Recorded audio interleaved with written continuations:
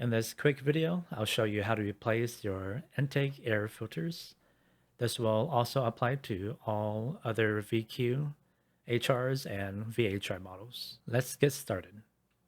We need to unlock the two tabs that's holding the air filter housing. I like to use Denso products for OE replacements. Where I live, it's super dusty, so I'd like to change mine every 10-15,000 miles, or just take a quick look to see if it's dirty. The filter has a slight rectangle shape to it, so it'll only go in one direction.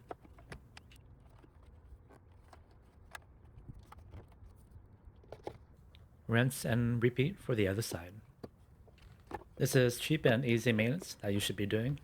If these get too dirty, it could affect your throttle and idle response, which then it would affect your fuel consumption. So it's always good to replace these at the proper time. Thanks for watching.